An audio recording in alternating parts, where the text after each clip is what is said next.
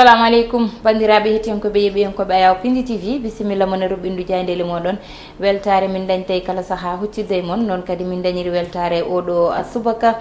alhamis hande ko yiɗon yo Allah waɗanen jaam goto fof salminama e inde ko noon manama e jettode seeɗen ɓe men jettake e lalgotol calminama juura berta juuɗe ñaga duwaw yuppo e Sénégal e aduna o foof oɗon mborosa o holluden caggal jaam duumo e nder leydi meɗen Sénégal ɗum noon hettiyankoɓe yeɓiyankoɓe ne jeeya ko ɓuuri tengtude e jayndel de oɗo subaka gardiɗo leydi ndi wiide tan ne yiiɗi yo waɗe feere Karim Wade e omo ganduɗa kañum woni Khalifa Sall ɓe mbaɗe amnesty ɗum noon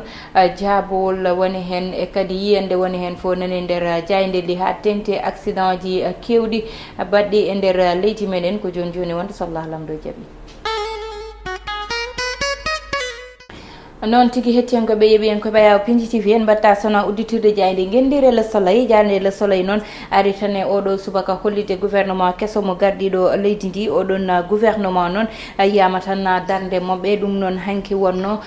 ko conseil des ministres gaɗano moɓe guilande darna walla mbiyen guilande gouvernement o darna Amadou Ba woni premier ministre hanki noon wonno tan ɗum ɗo conseil des ministres gaɗano oɗon conseil des ministres noon ɓe mbi gardiɗo leydi ndi holliɓe lawol kono noon nana woppita ɓe liggeyo holno ɓe mbatta haaɓe kaɓo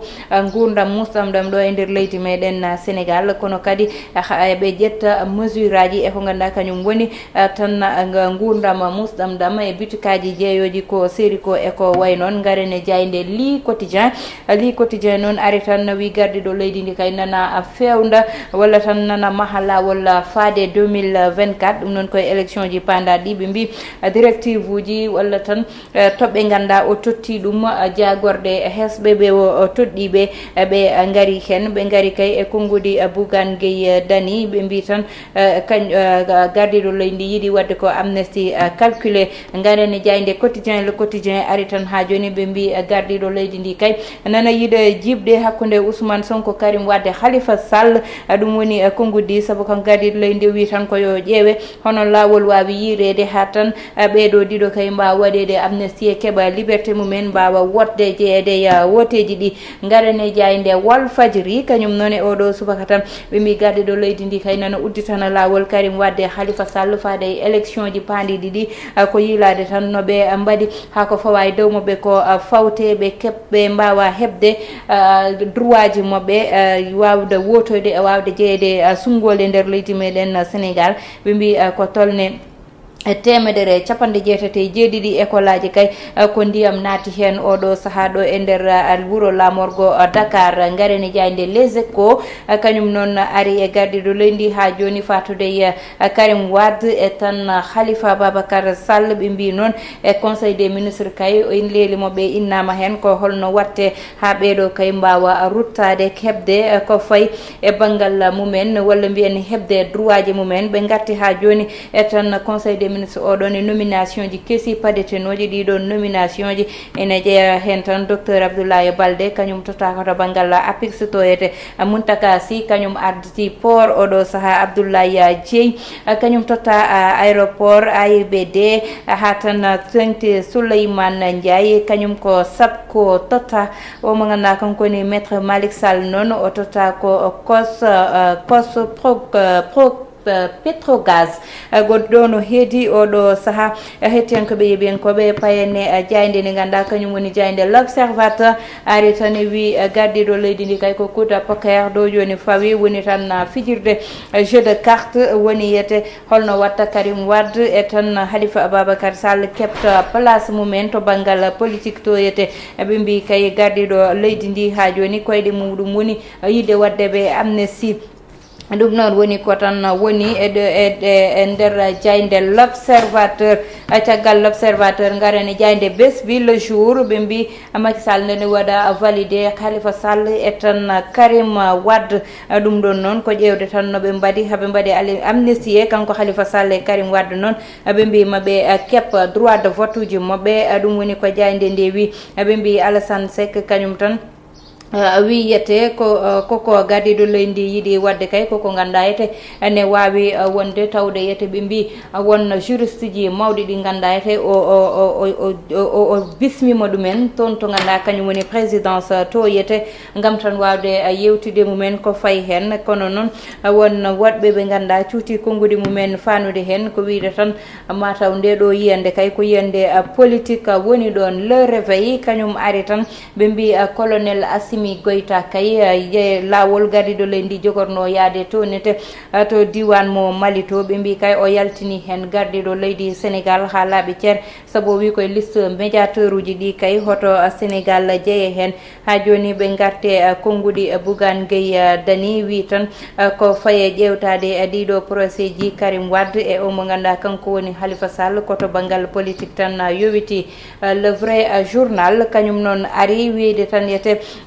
dow e nder leydi meɗen Sénégal accident ji ɗi kewi kono noon ko ƴewtinda hen kala toɓɓe walla mesure aji ƴettadi hen wonata mesure aji battedi respecté pawata koye lawol ɓe mbi ko hakkude maggal e joni ko tolne yimɓe capanɗe joyo mbasi pittala mumen e accident ji ɗum koye hakkude semaine aji ɗiɗi tan woodi ɓe mbi capan temedde jeeɗiɗo mbasata pittali mumen ko ganduɗa ko kañum woni yette accident ji ɗi e taliji ɗi ɓe mbi capanɗe jeeɗiɗo woni ko ganduɗa yete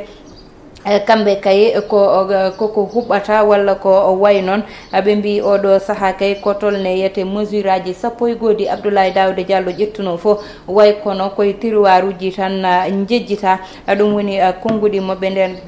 le vrai journal garane e jayde libération ɓe mbi ko tolne nogas yimɓe nogas mbasi pittali mumen e tan hakkude balɗe ɗiɗi fayi balɗe tati ɗum ɗon noon woni ko muusi ɓe mbi yete yimɓe sappo e jeetato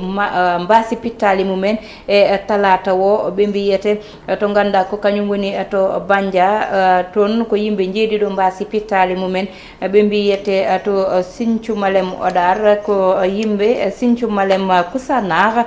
toon noon yimɓe jeenayo mbasi pittali mumen ene jeeya hen cukalon ɗiɗon gotel ngel dañi ko hitande gongel ngel duuɓi nayyi tan dañi ɓe mbi to Daara Jolof kay goto wasi fittandu muɗum to Kaolack ne accident ha joni goto wasi en pittandu muɗum ɓe mbi yette goto camion kañum koko sarsuno chargement muɗum yani dow taxi ha taxi o joom taxi dognannoɗo wasi fittandu muɗum e kadi omo ganduɗa kanko woni mo jolnuno walla tan mbiyen client gonnoɗo e auto ɓe mbi capanɗe jeeɗiɗo mbasi pittal mumen e accident ji e kadi ko tolni tan e capanɗe temedde ɗiɗi e capantati goho accident ji ganduɗa ƴewama hakkude Kaolack ɗum hakkude janvier e septembre hitande nde ɗo nde gonɗen ko wawi hen wonde fo ine foti ƴewtede saabu ɗiɗo accident ji nana ɓurta juuɗe garene jayde stade kañum noon ari tan wi hakkude Sénégal e Bolivie ko ɓe jii hen ko kay lelni ɓernde moɓe tigui ɗum ɗon noon woni kongude El Hadji Diouf caggal nde o namdeteno e tan équipe national mo Sénégal saabu wi kanko mo anda kanko woni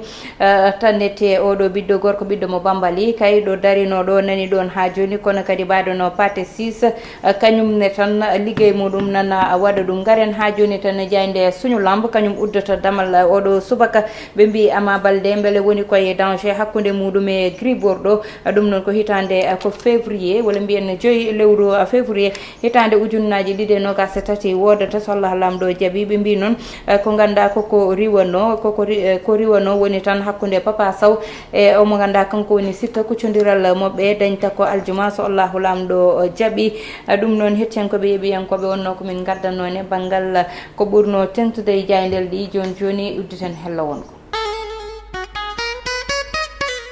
noon tigui hettiyankoɓe yeeɓiyankoɓe ene jeeya noon hande ko ɓuuri yañede journaux ji woni tan amnesty innitaɗo faade ɓeɓe ganduɗa ko kamɓe goni Karim Wade e Khalifa Babacar Sall saabu ene anda tan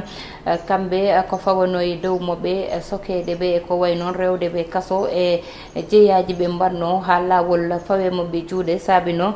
droit de vote moɓɓe koko ittano e kadi goɗɗum ko ganduɗa yete ko kañum woni yete ko fawano e dow mabɓe sabu droit ji mabɓe fof ko wiyete droit civique ɓe nattino dañde ɗum ɗon noon hannde ko darade tan ngam wiide kanko gardiɗo leydi ndi no ɓe mbatta ha ɗum ɗon fawte e dow mabɓe ɓe mbawa jeeyede sungoli ɗi ɗum noon won yiruɓe ɗum stratégie politique wiide tan yiiɗa yaññande lawol halifa oɗo mo ganduɗa kanko woni Ousmane Sonko sabu hannde so tawi Halifa Babacar Sall dañi droit ji muɗum de vote wawi jeeyede sungoli ne wawi fala budda wiya jeeyete koye sungoli garoji ɗi waɗa présenté wona candidat